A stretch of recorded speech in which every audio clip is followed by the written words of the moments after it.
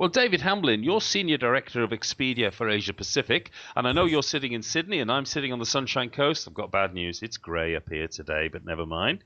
Um, you've got a tremendous responsibility there with Expedia being such a big global organization. And as we were talking a few minutes ago, you're Senior Director for Expedia Asia Pacific, and that means a heck of a lot of countries. But this discussion is about the South Pacific and the inaugural South Pacific Tourism Exchange, which is taking place in Auckland at the end of May. You're going to be attending. So why don't you tell me, first of all, a little bit about Expedia and your role within Expedia and what you're doing within the region. And then we'll go across for a few minutes and talk about what your objectives are and what you hope to achieve at the South Pacific Tourism Exchange. Thanks, John. So you're right. I work for Expedia. It's a large role. My role really is on the supply side, the supply relationships with the hotels and with the resorts.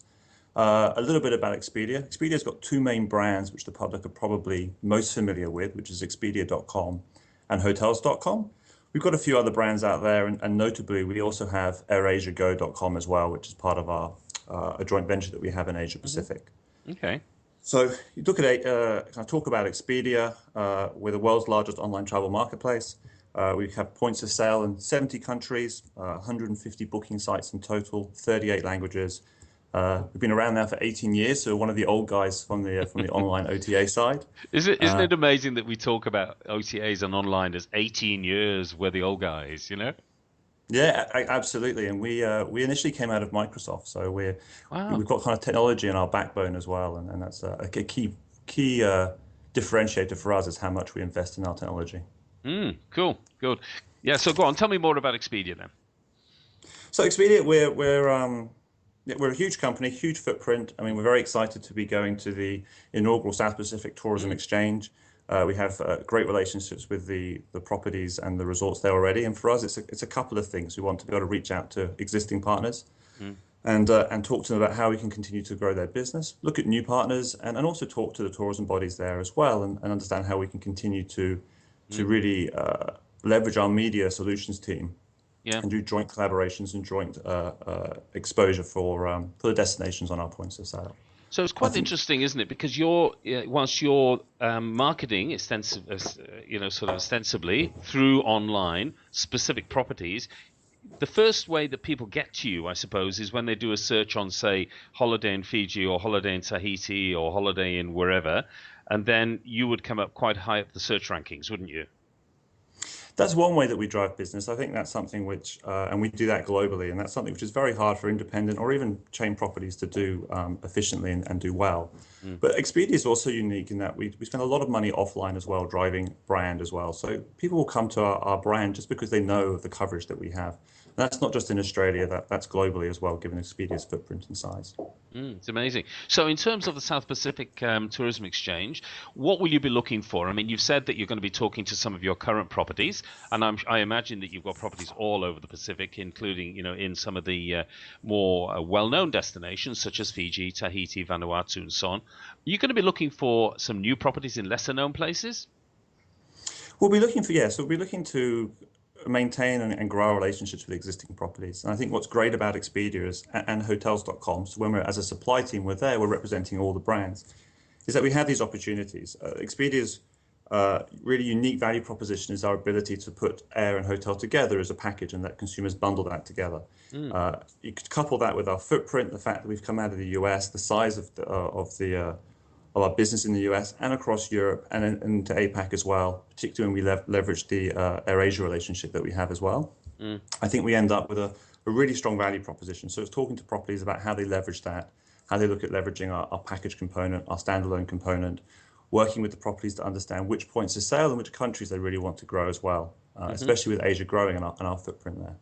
And Then do you, secondly, it's And do you, sorry, cutting across you there, and do you vary the packages, for example? I was talking to an operator in the Cook Islands yesterday, a tour operation. He was saying how they vary their packages to suit, say, the German market or the US market or the Australian market, because we're much closer, obviously, and there's a higher level of awareness of some of the destinations you're promoting than perhaps, say, somebody from Germany or England might have. Well, I think one of the great things about Expedia is we have a lot of this data to our fingertips. So we're able to come to properties and tell them sort of when people are looking at staying, what length to stay, how far out they book.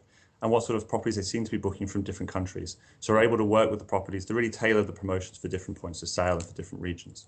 So yes, we do that, and we make sure we do an individual plan with each property. Okay, excellent. So it's not just a case of getting the property online. Yeah, off you go. Here's your product and so on. You actually work with them to strategically target how they're going to successfully drive the business through that. Absolutely, and content's key there. I think getting the property online is the first step. Next is making sure that content, whether it's images, room type images, property images, really explaining what the differentiators are for that property are all correct. And then it's working and understanding what the properties want to get out of Expedia, which points of sale, which countries they're interested in, whether it's standalone business and package business, and how we grow that. Tell me something. I know you're going to go to another point just now, but in terms of the people that get online, okay, who is the person within a family that is the person that gets online in generic terms, okay, and starts searching for the holiday? Do you know much about their profile? And would I be wrong to say that it's a female skewed sort of market? You know what? I actually don't have that information to hand. It'd be something which would probably go to our marketing team. But it's an interesting question, and I think again it depends on who's using our sites, whether it's leisure, whether it's business, whether it's a family holiday or a couple holiday. Hopefully, there's some men out there doing surprise holidays and looking for the family as well. Yeah, right. Dream on.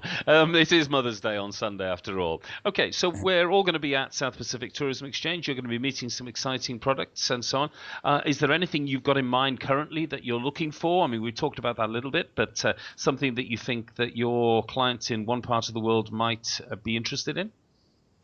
I think that's the beauty of online and the beauty of Expedia is that our footprint is global. So we're able to really look at this as an opportunity to work with all partners and give them exposure online. So there isn't a definite type of property that we want. We really want to make sure that we've got the coverage for our consumers to have choice.